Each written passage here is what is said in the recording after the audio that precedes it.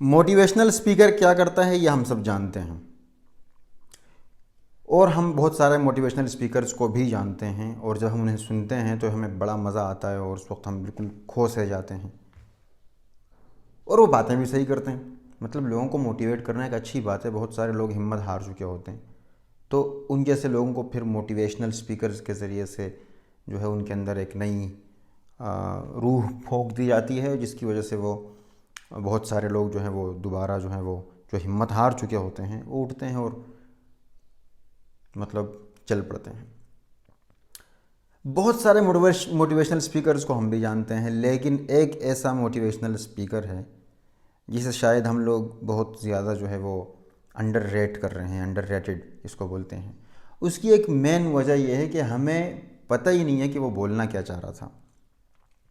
اگر ہم سمجھ جائیں کہ وہ بولنا کیا چاہ رہے تھے تو ہم جو آج کل کے موٹیویشنل جو اسپیکرز ہیں ان سب کے اوپر ان کو ہم رکھیں، وہ اتنا بڑا موٹیویشنل اسپیکر ہے، لیکن ان موٹیویشنل اسپیکر کی کوئی ویڈیو آپ کو نہیں ملے گی، صرف شعر و شاعری ملے گی۔ لیکن جو اس کی شعر و شاعری کو سمجھ گیا وہ سمجھتا ہے کہ پھر اس سے بڑا موٹیویشنل اسپیکر کوئی نہیں ہے۔ میں آپ کو ایک مثال دیتا ہوں۔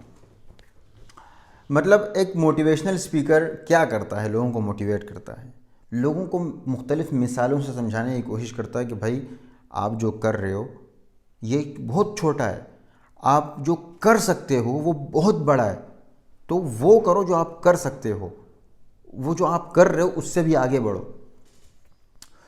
تو اسی سلسلے میں نے آج علامہ اقبال کی، جی ہاں میں بات کر رہا ہوں علامہ محمد اقبال کی، پاکستان کا جو نیشنل پوئٹ ہیں ان کی بات کر رہا ہوں۔ بہت سارے لوگ آپ لوگوں میں سے جانتے ہیں، لیکن انفارچونیٹلی ہمیں ان کی شاعری سمجھ ہی نہیں آتی، اکثریت کو، زیادہ تر لوگوں کو، میجورٹی کو۔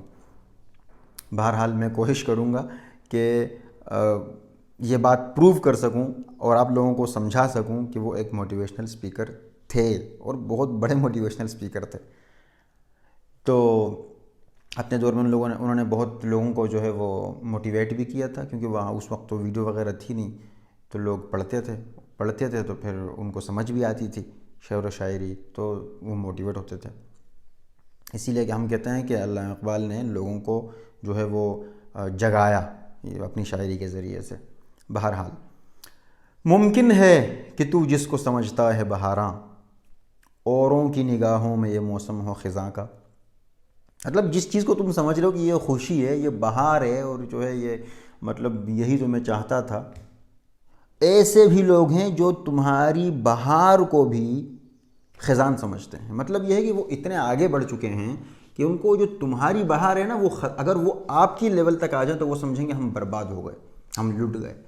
تو جو آپ کی حالت ہے جسے آپ خوشی سمجھتے ہو اور خوشحالی سمجھتے ہو، یہ کچھ لوگوں کے لیے ایسا ہے جیسے خزان ہو، غم اور پریشانی ہو۔ تو اس پر اکتفا مت کر، یہ مت کہے کہ میرے پاس سب کچھ ہے اور میرے پاس تو بہار ہے اور میں جو ہے مجھے کسی اور کی چیز کی ضرورت نہیں ہے، اور آگے بڑھو اور آگے بڑھو۔ ایسے بھی لوگ ہیں جو تمہاری حالت تک آئیں گے تو وہ روئیں گے۔ تو آپ بھی ایسا بنو کہ آپ کو جو اپنی حالت ہے نا یہ چھوٹی لگنے لگے، کیونکہ تم بہت کچھ کر سکتے ہو اور بھی آگے کچھ کر سکتے ہو۔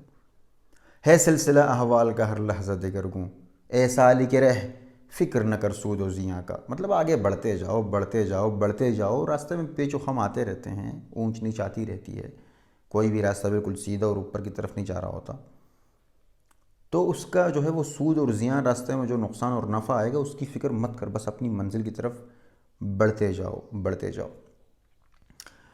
پھر کہتے ہیں کہ شاید کہ زمیں ہے یہ کسی اور جہاں کی، شاید کہ زمیں ہے یہ کسی اور جہاں کی، تو جس کو سمجھتا ہے فلک اپنے جہاں کا۔